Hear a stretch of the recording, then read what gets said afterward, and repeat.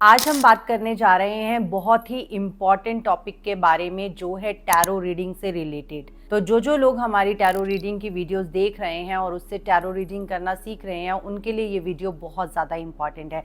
राधे राधे दोस्तों, मैं हूँ डॉक्टर अंजू वासन और स्वागत है आपका मेरे चैनल पर।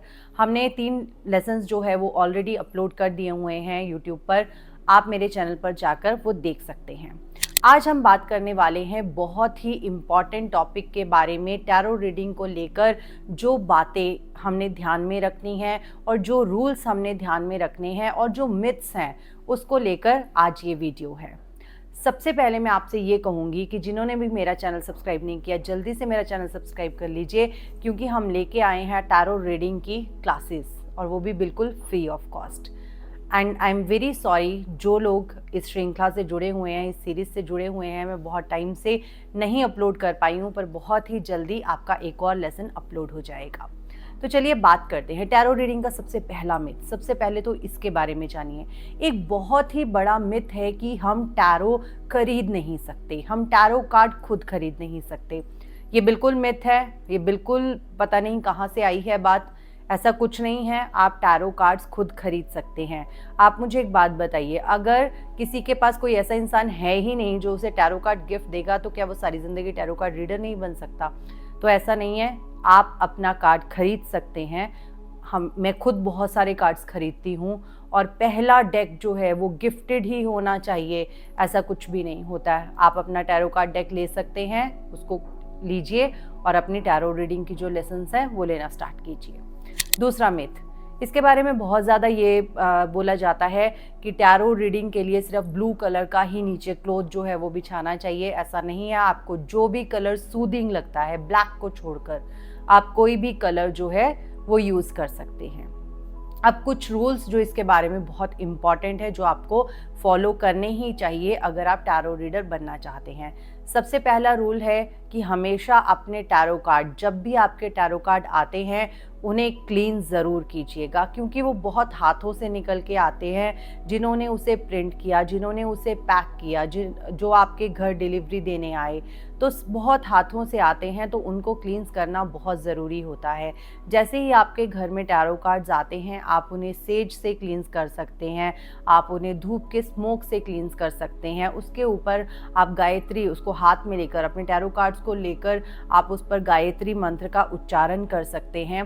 तो आप इस तरह से जैसे भी आपको अच्छा लगता है आप क्लींस कर सकते हैं। उसके लिए कोई हार्ड एंड फास्ट रूल नहीं होता है, जैसे भी आपका दिल मानता है आप उसे क्लींस कर सकते हैं। बहुत से लोग मून लाइट में करते हैं, बहुत से लोग सन लाइट में करते हैं, तो आप कोई भी तरीका अपना सकते हैं टैरो कार्ड को क्लींस करने के लिए। अब नेक्स्ट चीज़, इसमें एक बहुत बड़ी चीज़ आती है जिसको हम कहते हैं कि जब भी टैरो कार्ड हम रीड करना स्टार्ट करते हैं तो हमें एक स्पेशल ऑल्टर चाहिए।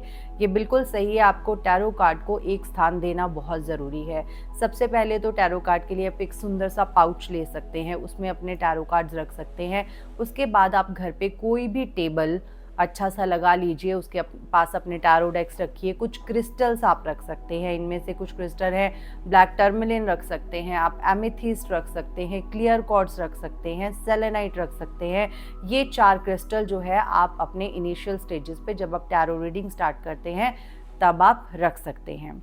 जब भी आप किसी की टैरो रीडिंग करते हैं तो उसके बाद अपने टैरो को एक बार दिन में क्लींस ज़रूर कीजिए, अगर आप बहुत सारी टैरो रीडिंग्स ले रहे हैं, क्योंकि एक इंसान की जो एनर्जी है वो उसमें ऑलरेडी टैरोज में आ चुकी होती है। तो आप जब भी किसी दूसरे इंसान की टैरो रीडिंग करें तो पहले उसे क्लींस ज़रूर कर लीजिए। उसको आप सेज से भी क्लींस कर सकते हैं और जो पहले मेथड आपको बताए हैं आप उससे भी कर सकते हैं। बहुत से लोग ये कहते हैं कि मॉर्निंग में ही हम टैरो को क्लींस कर लेते हैं और उसके बाद सारा दिन, अगर सारा दिन आपके पास 4 बंदों की रीडिंग आ रही है और आप 4 बंदों की रीडिंग उन्हीं टैरो कार्ड से बिना क्लींजिंग के कर रहे हैं, तो ये चीज़ गलत है। अगर आपको एक ही दिन में 4 रीडिंग आती हैं तो आप ये कर सकते हैं, आप टैरो कार्ड के डेक को लीजिए, उसको 3 बार ऐसे नॉक कीजिए और उसकी जो एनर्जीज़ है, जो नेगेटिव एनर्जीज़ है वो उसमें से निकल जाती है। ये वन ऑफ द मेथड है, हमारे वेस्टर्न जो रीडर्स हैं वो ऐसे ही करते हैं, आप ये भी कर सकते हैं। पर अगर आपका दिल फिर भी नहीं मानता है, जैसे मैं करती हूँ, आप उस पर गायत्री मंत्र की चैंटिंग कर सकते हैं और उसे स्मोक दे सकते हैं। आप इस तरह से भी टैरो रीडिंग को क्लींस कर सकते हैं हर एक रीडिंग के पास। तो ये सारी कुछ बातें हैं। और एक बात मैं बोलना चाहूँगी आपको, जब भी आप किसी की टैरो रीडिंग करते हैं तो कॉर्ड कटिंग ज़रूर कीजिए, क्योंकि आपने उसकी एनर्जीज़ जो हैं वो सोक की होती हैं, या उसकी जो एनर्जीज़ हैं वो टैरो कार्ड में भी होती है, आपके ऑरा में भी आ जाती है, आपके जो नेटिव की एनर्जीज़ होती हैं, तो उन सबको आप एक बार अच्छी तरह से कॉर्ड कटिंग करके क्लींस कर लीजिए। तो ये कुछ बातें हैं जो आपने ध्यान रखनी है टैरो रीडिंग के दौरान। इसका ध्यान रखिए, इनको फॉलो कीजिए, इन रूल्स को फॉलो कीजिए और जो मिथ्स हैं उनसे बाहर निकलिए।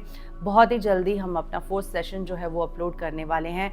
तब तक के लिए चलती हूँ, जल्दी ही मिलूंगी नई वीडियो में। तब तक के लिए राधे राधे।